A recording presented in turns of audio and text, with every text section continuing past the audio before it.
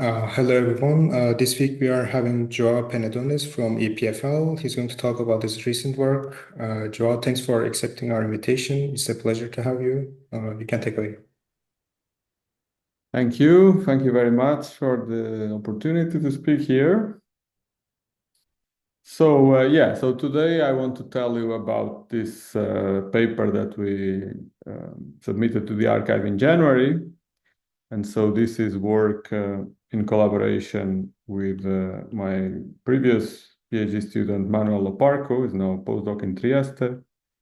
Grégoire Matisse is still here. Jiaxin Qiao was also postdoc here, and Xiang Zhao now in Paris, and Jiaxin is in Japan. So almost everyone left already. So this was a project that took some time, but the idea is pretty simple. What was hard was to do some conformal integrals, which I will not bore you with, but okay. So let me just start with some brief introduction. Okay, so I will discuss the big picture, and then I'll explain the main idea, which is quite simple. And then I will not go through the derivation, which can be very technical. I will just make some comments on the main steps. And then there's lots of things to discuss. I will maybe comment on one or two, and then you can choose from a menu of many topics for discussion. We will not have time to discuss everything. Okay. So what's the big picture? The big picture is to study quantum field theory. So, well, you took some elementary courses in quantum field theory, and basically the main thing you learn is how to do perturbation theory. So one can treat interactions between particles when they are weak. But here we would like to treat strongly interacting theories, so fully non-perturbative, not as a Taylor expansion in any coupling constant. And for that we don't have, well, we have a few approaches. So the most general is lattice. Well, most general. It also cannot do everything, but is perhaps the most systematic. And here, well, the basic idea is that you have to pay the price, that even if your quantum field theory is UV complete, it's defined up to arbitrarily small scales, you have to introduce some UV cutoff, okay, let's call it the lattice spacing, A, and then we send A to 0 in some suitable way to arrive at the continuum limit, okay? So this works, it's nice, we should keep doing it, but it pays the price of a lot of computational resources, and at least to me is somewhat frustrating that even for theories that exist in the continuum, to compute observables in this theory, we have to introduce this artificial UV cutoff, okay? So it would be nice to be able to define the theories directly in the continuum. And there's one set of theories, one class of theories, namely conformal field theories, where we know how to do this. Okay, so we have an alternative approach to these theories that doesn't require the introduction of a cutoff. Okay, so let me just remind you the basic idea here very quickly. So why are conformal field theories easier? Well, basically because of this notion of CFT data. Okay, so I'll just write here and then I'll explain. So there's a set of numbers. So the first set of numbers is the scaling dimensions. So if you take 2-point functions of local operators, you can write them, well, they are orthogonal if they have different scaling dimensions. So, okay, scaling dimensions is this, what I call delta I, the first set of numbers. And they can be read off from all the 2-point functions, okay? And if operators have the same scaling dimension, you can make them orthogonal and normalize it like that. So that's one important point, that these 2-point functions, when you have conformal symmetry, are completely fixed to have this structure. Okay, here I'm writing for scalars, but the same is true for spinning operators. But then actually the most important tool in conformal field theory is the operator product expansion. Okay, so because that allows you to take the product of two operators and write it as an infinite sum of operators, some other operators. Okay, so it reduces from a product of 2 to 1. Okay, so let me write it here. Just the first term would be something like x to the delta I plus delta j minus delta k. Okay, the scaling dimensions appear, but now you have these new numbers appearing here. So the scaling dimensions appear here, and these are called the OP coefficients appear here. And this is some infinite sum. Well, descendants, I guess everyone knows what's a descendant. If not, well, it's just a derivative of a primary operator. Okay? So these are like derivatives of OK. And all of this is fixed by conformal symmetry. The only numbers that characterize the theory are these deltas and thisCijk. So why do we call this CFT data? Because now if you have an n-point function, right, you can choose a pair of operators, take the product, and reduce the n-point function to a sum of n minus 1-point functions. And so you can use the OPE recursively to go all the way to, say, to 2-point functions. And then all correlation functions of local operators are fixed in terms of these numbers. Okay? So that's if you want a very systematic way to characterize a theory. It's like a CFT, a conformal field theory, is a big list of numbers. Okay, so now, well, there's many things we can say. For example, this number cannot be arbitrary, right? So that leads to some consistency conditions. So that's the conformal bootstrap. But okay, I don't want to go in that direction because that's not my talk. But that's one way to approach these theories, and you can actually make it concrete, devise numerical methods, and find bounds or allowed regions for this space of numbers that can, for example, predict the critical exponents of the 3D Ising CFT with high precision, or the best precision we know. Okay? So the question that I want to ask today is, can we do something similar for quantum field theory? For relativistic invariant field theory, but not scale invariant or not conformal invariant. Is it clear? Any question about the setup and why I want to ask this question? I think there is no plot hole in here. There is no? There is no plot hole in here, so we can go. Very good, thank you. Good. So then, well, you could say, well, why don't we study the OPE in, and that's a very good question. You could study the OPE in quantum field theory, and I think this is worth studying. To my knowledge, it's an open question if the OPE converges, so if it converges with a finite radius of convergence in a massive quantum field theory. So that's a possibility. It gets very complicated quickly because you see, you know, in CFT, 3-point functions are completely fixed by conformal symmetry up to a number, which is nothing more than this OP coefficient. But once you have a mass scale, then a 3-point function already depends on 3 independent distances, the distances between the 3 points. So immediately, even for a 3-point function, you go to a function of 3 variables. So very quickly, things become complicated if you work in a massive quantum field theory.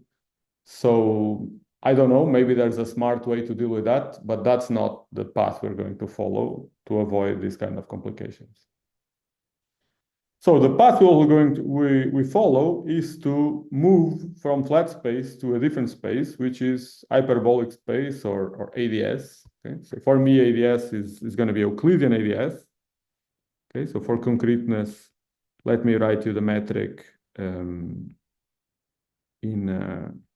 Poincaré coordinates so that we all know what we're talking about. So this is the usual picture where you have here RD, and then you have a Z coordinate that starts from 0 to infinity, and so Z equals 0 is the conformal boundary. That's where the metric diverges. So this is nice because you have an isometry group, which is just a Lorentz group in 2R dimensions, in D+2 dimensions.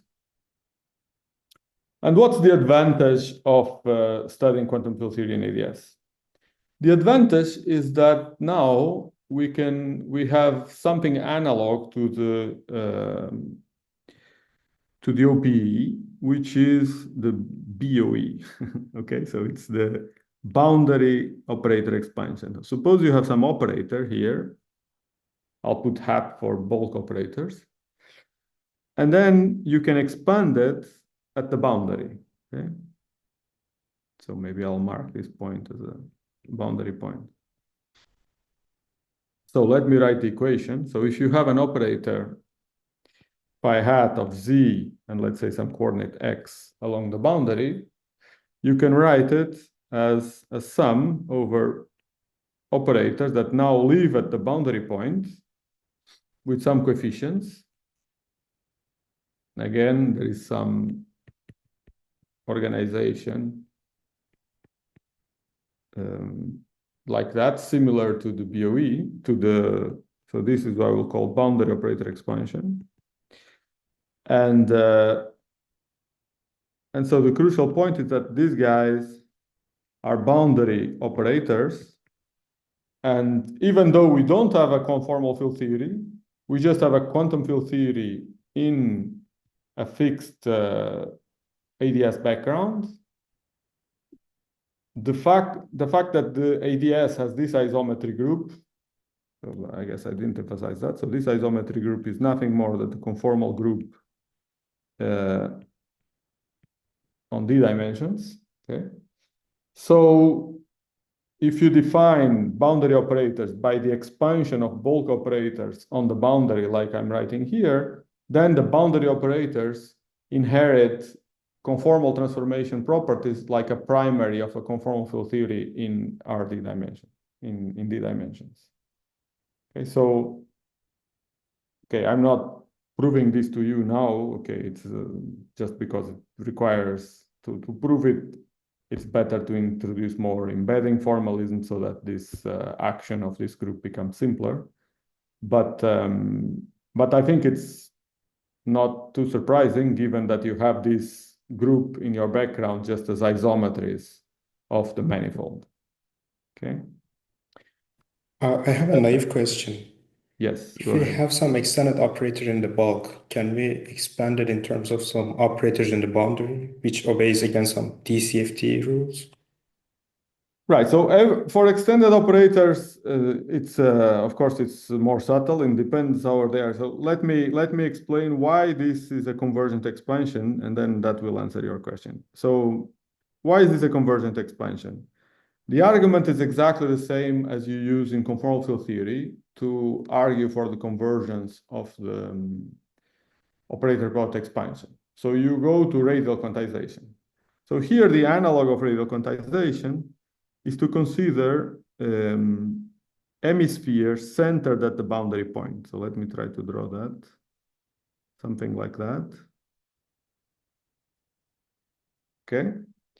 So changing the radius, rescaling, let's say Z and X around this point, this boundary point, is an isometry of this metric. Okay. So for example, you can look at the metric, and if you think the boundary point is x equals 0, you can rescale z and x by some constant lambda, and the metric doesn't change. So that corresponds to changing the radius of this hemisphere I drew here. So you can study your theory in, if you want, radial quantization in these hemispheres. And now eigenstates of the dilatation generator are created by primary operators at the center, at the red cross, with some well-defined scaling dimension. Okay, so it's the standard map. So whatever the operator you insert inside this hemisphere, you can produces a state on the surface of the hemisphere, which is like the constant time slice in this radial quantization. And then you can decompose that state in eigenstates, and each eigenstate you can associate with the primary operator at the origin. So if your extended operator fits inside an hemisphere, then you can expand it. If it doesn't, then you cannot. It's the usual rule.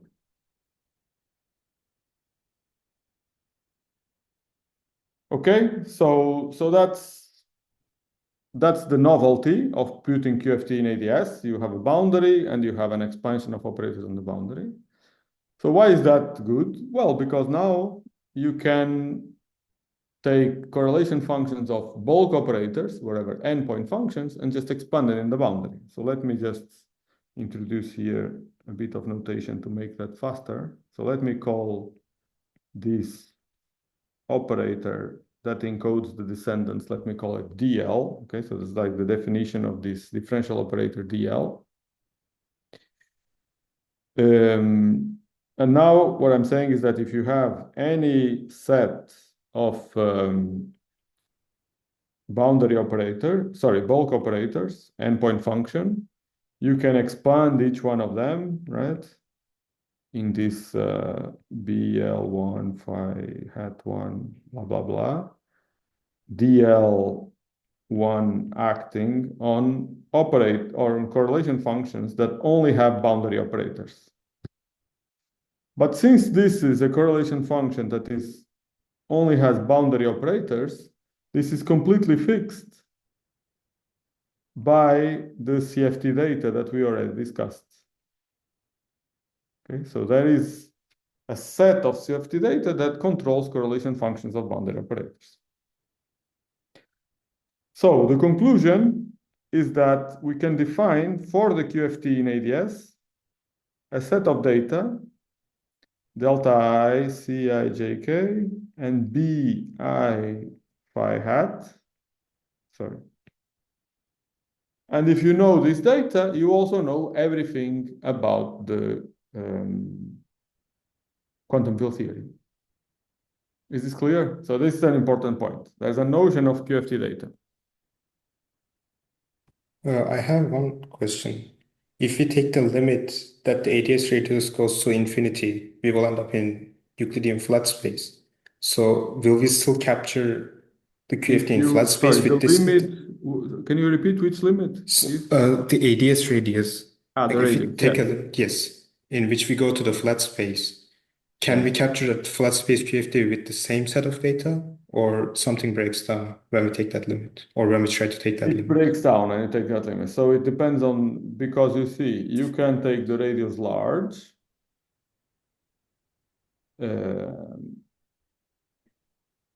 I guess it means large compared to what? So if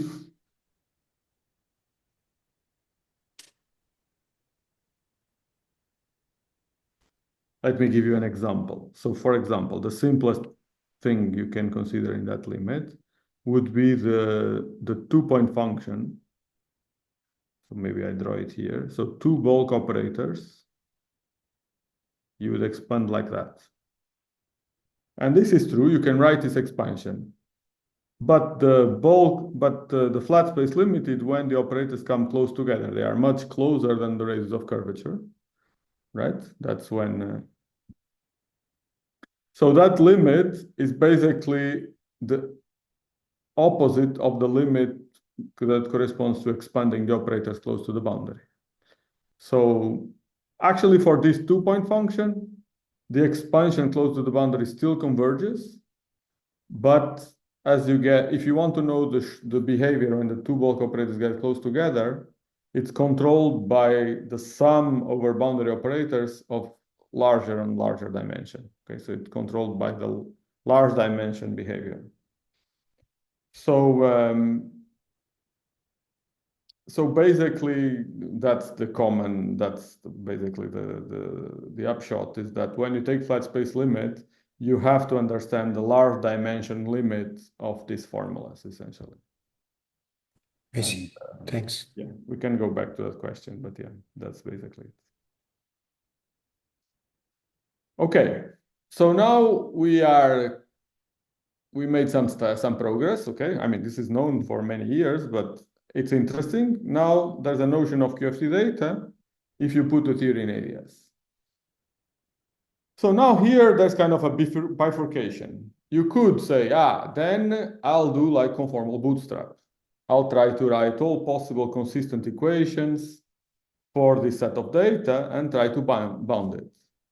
And that's very interesting. And it works more or less, I guess, of course, for this part of the CFT data, it's just the same. The only difference is that there's no local stress tensor in this CFT because this is just a set of correlators at the boundary. It's not a local CFT at the boundary. But there are also consistency conditions related to B, and these have been mostly studied by Miguel Paulos and Nat Levin, which have to do with locality, the fact that this sum of boundary operators has to produce something local in the bulk. So that puts constraints on these B's, which, sometimes are called sum rules. And one can also make progress in trying to bound the space of these things like that, okay? So that's an interesting direction. Here we'll follow another one because this is actually better than CFT in flat space. Why is that? Because conformal field theories, generically, they are isolated points. They cannot be continuously deformed. Okay? To have a CFT that can be continuously deformed, you need to have an exactly marginal operator, and that's a very difficult thing to do. Okay, we have examples with supersymmetry or in some two-dimensional cases, but it's very non-generic. But in this case, for QFT in ADS, it's very generic. It's very easy to make continuous families of CFTs, of quantum field theories in ADS. So that's the main idea. So what we're going to study is how a QFT in ADS varies continuously when we change a parameter. So let me explain how that works. What is the logic? So suppose you have an action for a QFT in ADS that has a parameter, some coupling lambda, and you change it infinitesimally. What does that mean? Well, if you have a UV complete theory, what that means is that basically you're changing the coupling of some relevant operator in ADS2. Sorry, in ADS. Okay, so this is a relevant bulk operator. Okay. So actually, from now, I should have emphasized that. So I'm working in units R equal 1. Otherwise, there will be powers of R floating around here. I'm setting R2. Okay, so for example, I mean, whatever you want, but think of even the example we treated more explicitly is just a mass term. Take a free scalar in ADS, okay, with some mass. Now there's a term in the Lagrangian which is m square phi square. You just vary that term. M square is a continuous parameter, okay, and it's a dimensionless parameter because you can measure the mass in units of the radius, okay, of ADS. So this relevant operator in that case would be phi square, the mass term. But this is more general, could also be an interaction, could be phi to the 4th or something, okay? So now the question is, what happens to the QFT data when we do this kind of variation? Okay? since it's an infinitesimal variation, it will give us differential equations for the QFT data. So that's the basic idea. So let me explain that idea in the simplest case, which is the scaling dimension. Okay, so to measure the scaling dimension, we compute a two-point function. So let's compute the two-point function.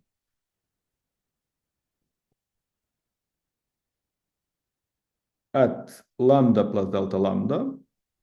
So that is going to be what? It's going to be OI of x1, OI of x2 at lambda. And what happens if you do an infinitesimal variation where the action changes by delta lambda? Well, you just do perturbation theory. So you bring down from the action the perturbation, and you insert it in the observable you're computing. OI of x2. And you compute that with the action unperturbed. Okay, so this should be the connected correlator, but so I'm working in a scheme where phi has always 0 1-point function. Okay, so that's the same as the connect. Okay, that's basically the only thing conceptual thing we do, because now, well, this is supposed to be the two-point function, so it's x1 minus x2 raised to 2 delta I of coupling lambda plus delta lambda. Okay, the data depends on lambda now, right? It's a family of theories. While here is the same thing, x1 minus x2, 2 delta I of lambda. Right? So now we get this variation, which is given by this new term. But this new term can be reduced, can be written in terms of QFT data. That's the trick. So how do we do that? Well, it's easy, right? So we have phi. Maybe I draw a picture. Let's see, let me draw the picture here. Let me make here, no, that's not a good picture. Let me draw it here, like that. So we have phi hat as a bulk operator, and then we have OI and OI, two insertions of the boundary operators.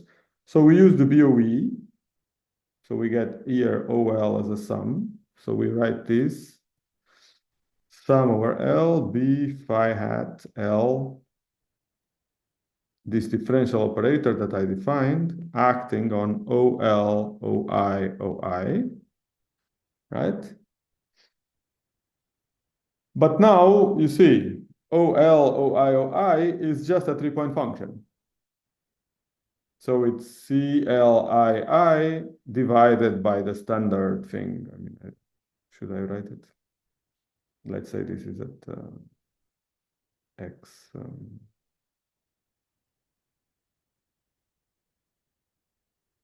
Well, let me not write it. Let me skip one step, otherwise it just becomes too detailed.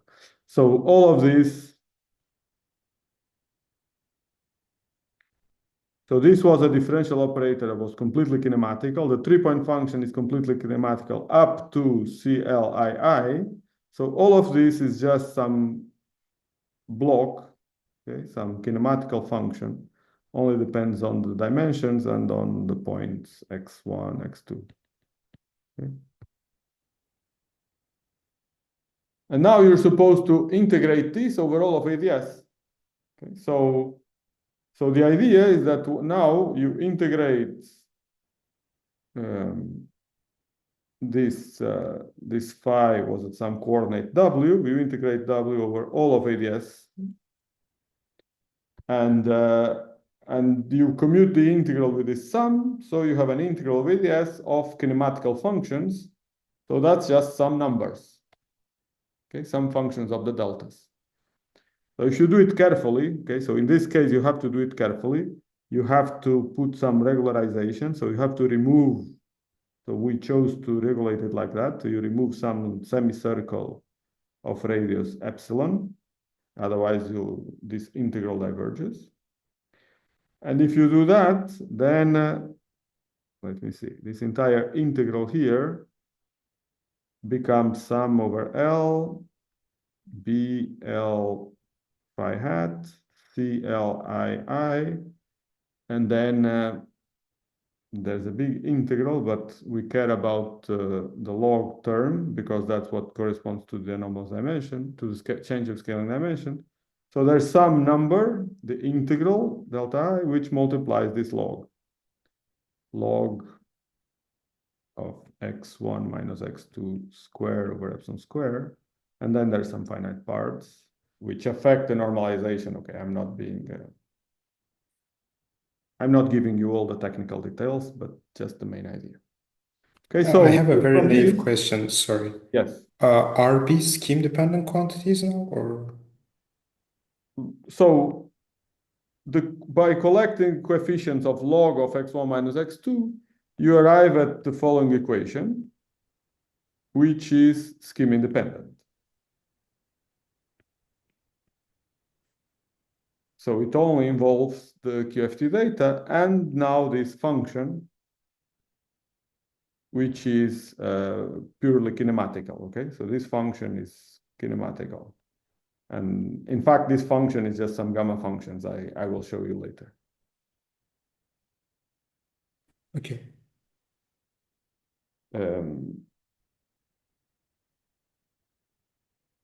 Any question about this? So the logic is that now we will have to do it for the other CFT data to close the set of equations. But the logic is just that you vary the action by inserting this bulk operator that is giving you the infinitesimal deformation, and then you express the integral of the deformed correlator in terms of CFT data again, so you get the derivative of the QFT data in terms of QFT data, and so you get a closed set of ODEs. Just one other conceptual question. So this is just like defining a conformal manifold or the analog of that for this QFT in ADS, right? A conformal manifold, like, we have this family of CFT. This is the just the analog of that. This would be like a conformal manifold for CFT. But as I said, for CFT that's hard, here it's very easy. I see. I guess to not have a conformal manifold, I guess if you start from a CFT in the UV that doesn't have any relevant deformations, and then you just put BCFT in ADS, then I guess that would not have natural conformal manifold. But as long as there's some relevant operator, you will have some. Okay.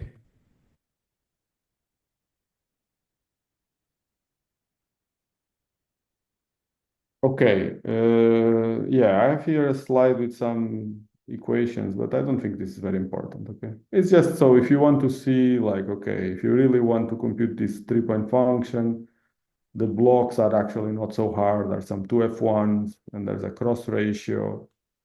Okay, this is for ADS2, okay? So the logic here works for any ADS, but things become a bit complicated if you have to include spin. So from now on, I'll do everything in ADS2 so that the boundary is aligned and there's no spin, as boundary operators don't have spin. They're all scalars. Okay, so it's just so that you see that it's quite explicit. It's not very hard. Okay, so now let's just finish this to close the equations. So here I will give less detail, but just from the picture, I think you will understand. So suppose now we want to compute the same thing, how the B coefficient varies when I vary the coupling. So the B coefficient can be computed, is directly related to, now my pictures are a bit different, but so ADS2 is just the Poincaré disk, so I like to draw it as this disk, okay? So it's the same as the upper half plane that I was drawing before, but pictures look a bit nicer like this, so I will just draw it like that. Okay, so you start from the 2-point function of phi, phi hat with an operator OI at the boundary. Right? So if you take this two-point function, this two-point function is precisely just the coefficient. Well, I guess I didn't say that before, but maybe I'll say it here. Phi hat of, say, z and tau, OI of tau 1 is just b phi hat I z over tau minus tau 1 square plus z square to the delta I, okay? So this is another case where this two-point function is completely fixed by symmetry up to a point, okay? So if you want to know how b varies, you want to evolve this two-point function, phi with OI. But okay, then we do the same. What do? We introduce another phi, right? Let's say at W, and we integrate over W over ADS too, right? That's what you're supposed to do to measure the variation. But now we do the usual trick. We project this guy. So let's say this guy sums over OL, and this guy sums, as I use J over OJ, right? So what do we get? We get two sums here now, one over L, another over J. You get B phi at L, B phi at J. And then what do you get? Then you get a three-point function, C, L, I, J. And that's it. The rest is an integral, which is kinematical, only depends on the dimensions, because now you see it's just two differential operators acting on a three-point function. So we call that J, and it depends on all these dimensions, delta I, delta J, delta L. Okay, so that's an integral we also have to do. It's a bit more complicated, but that's why it took some time to finish this paper. It was to do these integrals. Okay, and finally, let's just do the last one. So the last equation, now you can probably do it yourself. So we have to start from the three-point function, OI, OJ, okay. Now we want to vary it. So we introduce phi hat and we integrate, right? W, dW.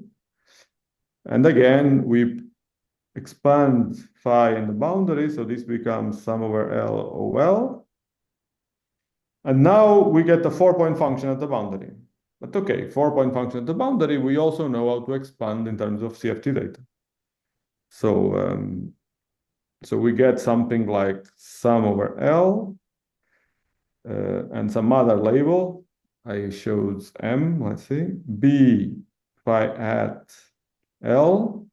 And now I have to write a four-point function, L, K, I, J. So I can use the normal conformal blocks of the boundary, I, J, M, L, K, for example, with some blocks, okay? And then I integrate those blocks. So I call that function K. And that depends on the deltas, delta I, okay, let me not write them. And it's convenient, so it's convenient to use the four channels in different regimes. So there's some plus some permutations, but it's always the same logic.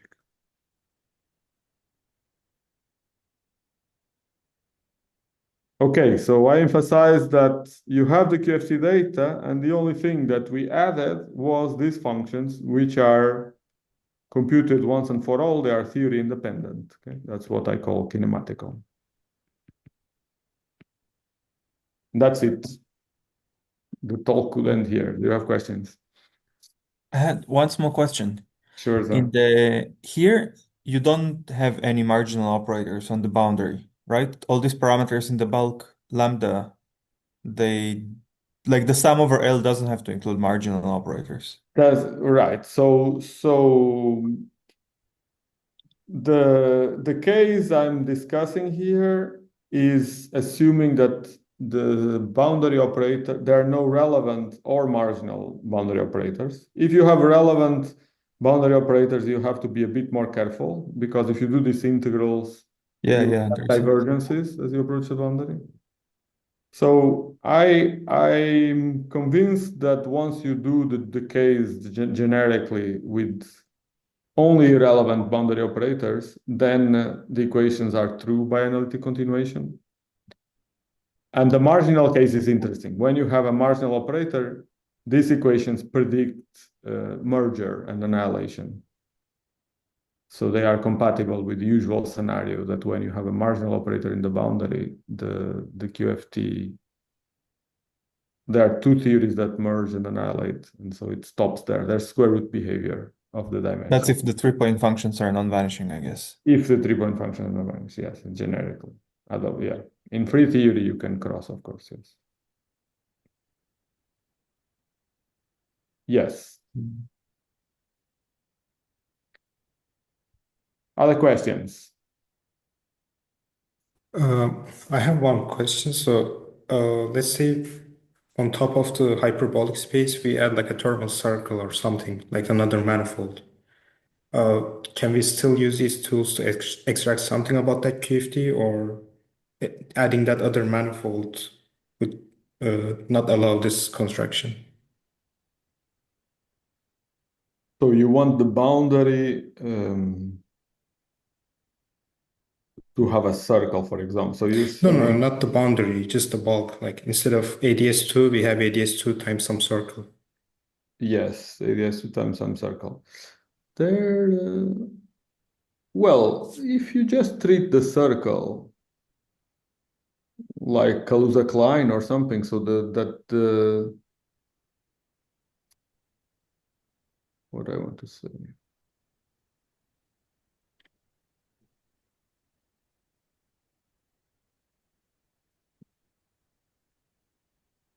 Yeah, depends how you think about it. So, but the circle then goes to the boundary, right? The boundary is the circle times the boundary of ADS, right? Oh, yeah, sure. So then you have kind of a defect theory in the boundary, right? Yeah, exactly. That's why I asked, like, if you have a line defect that in a I think CFT. it's okay. It's okay. I mean, this would be, for example, one case where this scenario, for example, you can take a flux tube in ADS3 or in ADS4 that starts at a Wilson line at the boundary and ends at another Wilson line on the other side. So it's some ADS2 embedded in ADS3 or in ADS4. And I think there should be an analog of these equations for that case. If you restrict to operators on the defect, so it would still be 1D set of operators. I see. So we But can okay, also they will be a bit treat... more complicated because the integral will not be, I mean, when you, well, depends on the theory, but in this case, I'm thinking I'm changing the coupling of the Young-Mills in the bulk. So you want the integral over all of the ADS3 or ADS4, not just on the ADS2. So these functions will be different because you have to do a different integral. But I think the structure of the equation will not be very different. It's just these functions will be different. Yeah. Okay. So there's a way to treat like defect conformal filters or defect contour filters using also this machinery. I think so. I think there's a natural generalization of that, yes. Okay, that's good. Thank you. Okay, I have here a slide where the equations are written a bit more carefully, like you will see in the paper. But it's a minimal difference, okay? It's just that if you are really in ADS2, the circle, there's an ordering, so generically will not have parity, so the order of theCijk and Ckij are not the same. So you get terms like that, and you have to be a bit more careful when you split. But well, that's kind of details. If you in higher dimensions, this will not be an issue, but the issue is that you have to deal with spin if you want to close all the equations. And I know that Manuel Oparco is already making progress, and I think he already has these first two equations in higher dimensions. Because even with spin, these basically appear in 2-point functions where they are diagonal. This one is a bit harder because, of course, if you have operators with spin, there's not a unique 3-point function. So you have to kind of choose a basis, and I mean, now it depends on how systematic you want to be. Okay. So yeah, I wanted to show you some of the functions so that you see that it's actually not very complicated. Okay, so for the first equation, it's just gamma functions. For the second, it's also very explicit, but okay, you see some 3f2. Unfortunately, for the last one, for now, we don't have any very compact formula. We have some Mellin-Barnes integrals, but there's a few of them, well, 3 or 4. So, I mean, we checked it, we use it, so we can compute it numerically with high precision. But yeah, we would like to have a better formula for these conformal integrals. I'm sure it exists. Okay, so far this was the best we could get. Okay, so yeah, time flies. So I had 2 things I wanted to say about this derivation, but let me try to be very brief. So one of them we already mentioned is this issue of divergences. Okay, so there's 3 types of divergences. When you take your bulk operator, so let me do everything in ADS2, which is really the thing we did. Because now you can take this operator to the boundary. Okay, so that's a possible divergence. You can take this operator close to some other boundary operator, or you can take this operator close to some other bulk operator. So there's 3 types of divergences, here, here, and here. Maybe I number them 1, 2, and 3.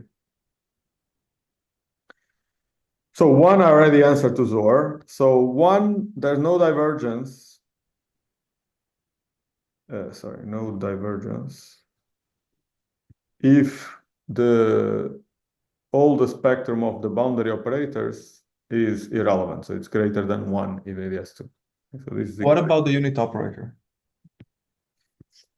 Right, that's important. So that's what I said in the beginning. So we work in a scheme where the bulk deformation always has a 0 1-point function. So in other words, B phi hat identity is 0. So we always subtract the 1-point function when we deform, so that we don't have this divergence that you're talking about. Yes.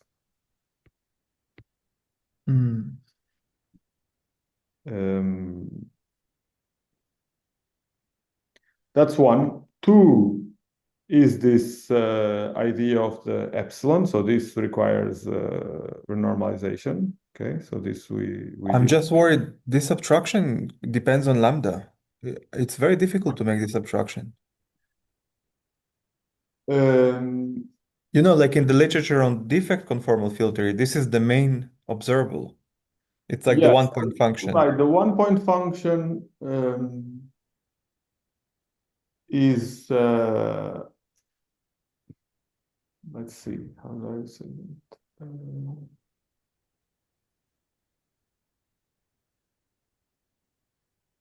It's in practice extremely difficult to compute it. Like if you were to try to run your program in Yang-Mills theory, I don't know. You have to compute. You see, but for us, it's actually easy because where is it? So I don't know, take one of these equations that I was doing here, say here, right? So the point is that you don't include L equals the identity.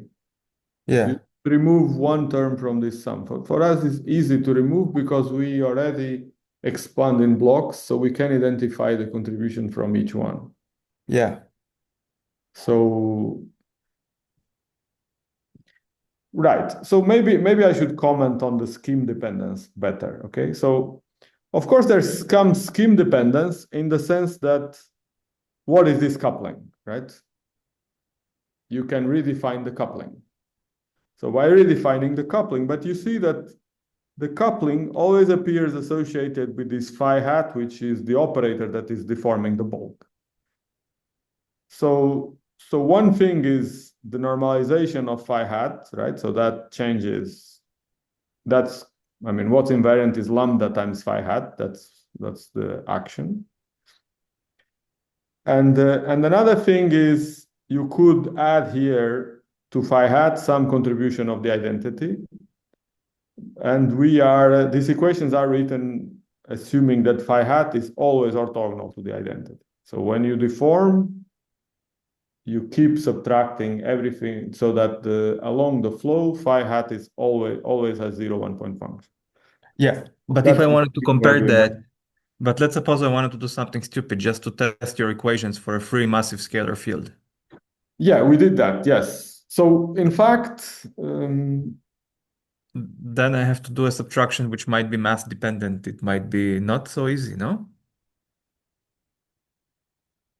So to test these equations, I mean that we did that explicitly, and it works. So that's possible, but that's because we just in a massive free theory, free scalar, you can compute all this data, the deltas, the b's, and the c's, and then you just plug it here and check. But of course, it will work because you're not including the sum over the identity. Mm-hmm. In fact, one thing we checked, which is beyond these equations, is that if you want to evolve the VEV, B phi identity, it also works in the sense, in the sense that if you sum here phi hat and you compare with the derivative of the VEV, that also matches. Great. So you can check maybe more in detail. That's actually an easy part to read. The hard part to read is the derivation carefully with the epsilons, but the check with the massive scalar is actually easy to read. So okay, so where was I? Yes, these comments. Yeah, and 3, we also take a simplifying assumption to derive these equations. So this divergence would appear from the bulk OPE, right? W1 phi hat of W2. There will be the strongest divergence would come from the identity. So these are both dimensions. These are not, this would be the identity. And then there will be phi itself generically, W2. Well, there's some OP coefficient, but it's not important. W1 minus W2 to the delta phi plus dot, dot, dot. And so, so this term, as long as you have some other boundary operator inserted, this term does not contribute. Okay, so does not contribute. So you should worry about this term, but this term, as long as delta phi hat is less than 2, it's integrable, right? There's no divergence. And that's exactly, it corresponds to the fact that if I only have one relevant operator, relevant bulk operator. How do you define scaling dimensions in the bulk? From the UV CFT. So here I'm assuming, that I have a UV complete CFT in the bulk. Yeah. Oh, I see. Yeah, so again, in the example of the free scalar, this delta phi is 0 in 2D, and this divergence is a log, and it's integrable, so it doesn't pose any problem.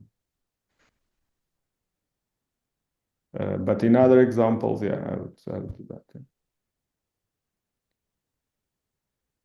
Okay, so let me mention a little, because this was also a crucial point, and swappability. Okay, so this is a crucial point that we had to struggle, because we had something like this, an integral of sum. And then we said, let's just write it as a sum of integrals. And this is dangerous. And here is not only the answer, it's actually wrong, okay? So you have to be extremely careful. And the way to do this requires introducing some blocks, some local blocks that Miguel Paulus and Nat Levine constructed, okay? So let me just explain you the simplest picture. So suppose you are doing the simplest case, okay? The 2-point function in the boundary, say tau1, tau2, so okay, so it's still in ADS2. And now you have this guy to integrate in the bulk, phi hat. And you do the usual trick of expanding it here. So it turns out that there is a geodesic, right, that connects these two guys. And if you write this correlation function, OI, phi hat, and you expand it in conformal blocks, like I was saying, in blocks like I explained before, CLII with some special functions, W, tau1, tau2, what you'll see is that this sum actually breaks down on this geodesic. Okay, so conformal block expansion breaks down here, doesn't converge. Converges everywhere outside because you can draw a semicircle like that, right? So that allows you to replace phi by boundary operator. But on that line, you cannot separate with a semicircle, so it breaks down. And this breaking is sufficient, although it's just like measure 0 in the integral, it makes the sum and the integral not converge in general. Okay, so that's a problem. And the solution is, as I said, was found by Paulus and Levine, not Levine, first introduced in 23, which is basically you change the blocks. Okay, so I guess given the time, what I will do, I will just change the blocks. So that's called a local block. Now it depends on an extra parameter. And you can change this parameter so that it converges. And now you can permute. Okay? So the logic behind this is some rules from locality. So it's the fact that there are sums of this type.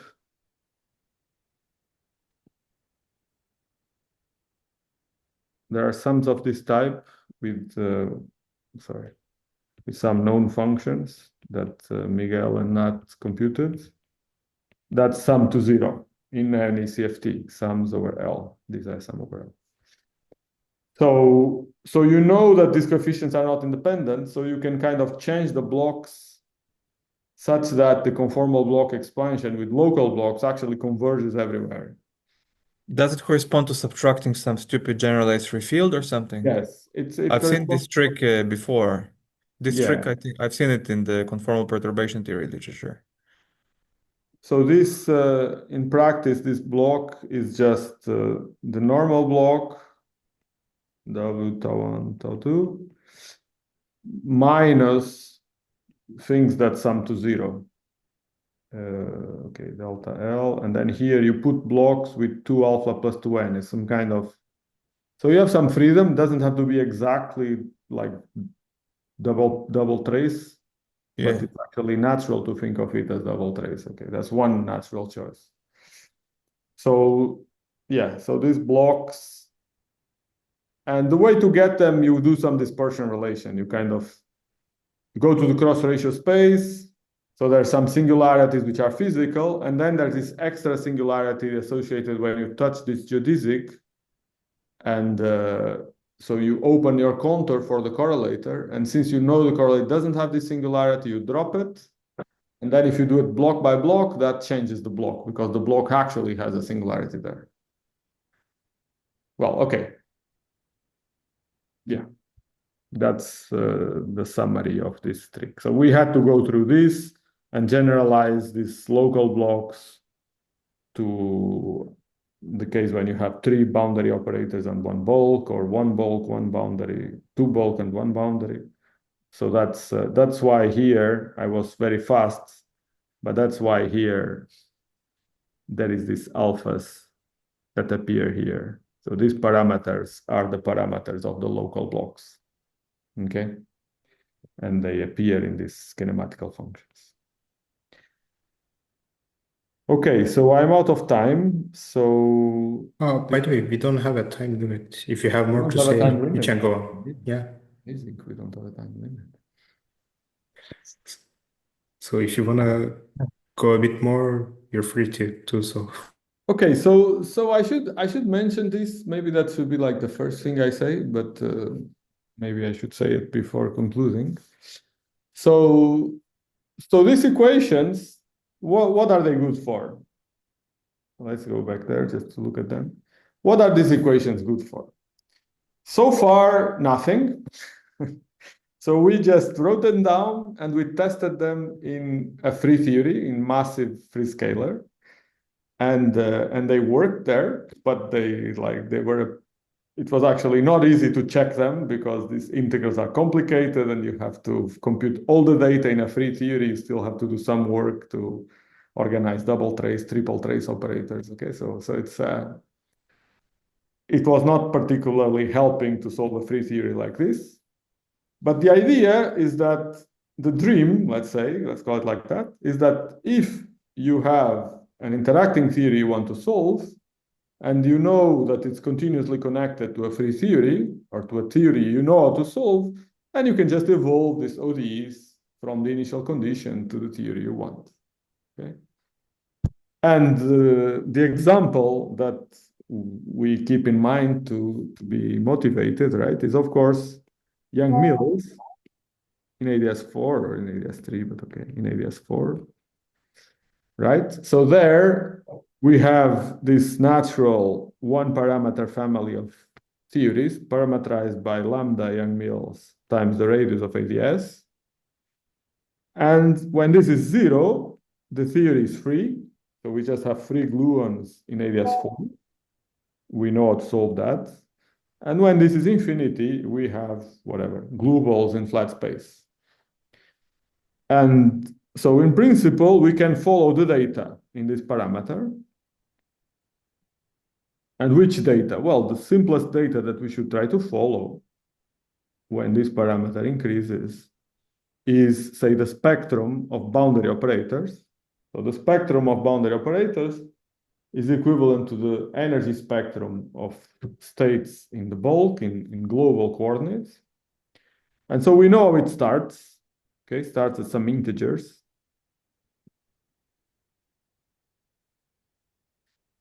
And then, so we expect this since it's a confining theory, and so, okay, that's also important, let's say, with Neumann boundary conditions. Then we expect this to continue and to grow. And then from the ratio of how these things grow, so delta I over delta J, well, in the limit, lambda Yang-Mills R goes to infinity, should go to the ratio of masses in flat space, J. Okay? So, okay, that will be one way of solving these ODEs and finding the global spectrum. Okay, so that's one thing to keep in mind to be motivated about this equation. And then I will just finish by showing you here a list of things that we discussed more or less. And if you're interested in any particular point, I can give you a bit more detail. In some of them we understand a bit better than others. Some of them are more open questions for the future. I have one question. So let's say if we take the 4D n equals 1 Yang-Mills theory, which has confinement and so on, and then we deform somehow in a way that breaks supersymmetry, and the thing we get is a bit interesting. So can we do your formulas like this machinery to compute anything about this non-supersymmetric theory starting from the 4D n equals 1 and solve the ODEs?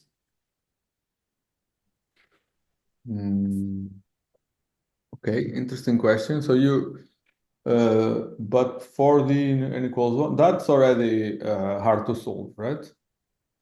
Yeah, sure.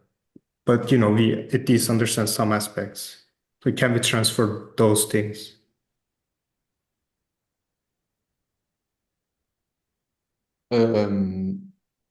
Well, I mean, I don't know the detailed answer, but here the point here is that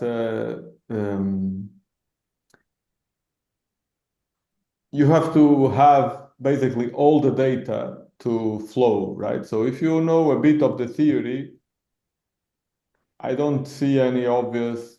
Well, perhaps you're asking, is there a subsector of equations or something, some sector Kind that of. based on itself? Yeah. That's a good question. I don't. Especially for a twisted sector, like let's say you have a Yeah. holomorphic theory. No, you're right. If there is a sector of protected boundary operators, then one should be able to see that these equations are compatible with that they don't evolve those dimensions or something, so that should be. Yeah, but that's my guess is that if that exists, it should be kind of obvious that when you insert the deforming operator, kind of that doesn't couple or something, and then I doubt that you would learn more. I see. But So it I would don't be know. too interesting It's in interesting to principle. study, yeah, case by Okay. case. But maybe even if you want to study n equals 1 superring mills, you could also do this game of start at small radius and follow it. Yeah, Yeah, even I see. before going to non-supersymmetric Young mills. Yeah, I see. Okay, any other questions from the audience?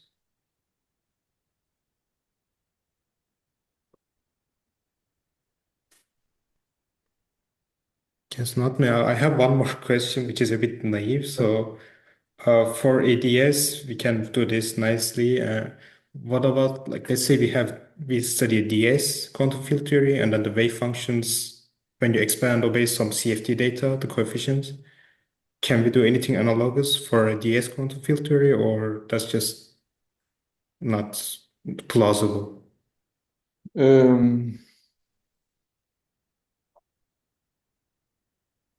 I don't know. So the difficulty in the sitter is that there is no boundary operator expansion. I mean, you can expand things at late time, but as far as I know, that's not a convergent expansion. There's no argument like I was giving here with cut path integral. So that's the first obstacle. I think there's one perspective which might be interesting, I mean, the sitter in Bunch-Davies vacuum is just analytic continuation from the sphere, right? It's just correlation functions on the Euclidean sphere, and then you continue the angle, whatever the theta angle to I theta, and that you get the sitter in Bunch-Davies. And then there's another continuation where you can get like two copies of ADS, right? This work. Well, I know it from Gorbenko, Shota, Komatsu, and Di Pietro. I think that's the paper. But that's more like two copies of ADS kind of glued together at the boundary, and then there is no unitarity. This Euclidean ADS series of some eyes in the couplings and all that. But maybe that's a good point that there it should be very similar. So these two copies of ADS glued at the boundary, I suspect they will really have very similar structure to what I'm talking about here, because there are theories in ADS. So for those, if you go to that way of thinking, then the boundary, so the late time of infinity of the sitter, is just the place where you have two boundaries of ADS glued together. So that's why you have the double of the boundary the usual boundary operators, but twice as many, because you have both late time behaviors, right? It's not like in ADS where you kill one and you keep the other. In the sitter, you keep both, so it corresponds to having two de-sitters good at the boundary. So I think that should be explored more. It's not like more from the non-perturbative perspective. I don't think this has been cleaned up. I see. That's where I think there is still some things to improve. I see. Okay, thanks. Okay, so if there are no other questions, thanks again. Thanks for this great talk. It was very interesting to hear about it. Thank you. Thank you, Burak. Yeah. And thanks everyone for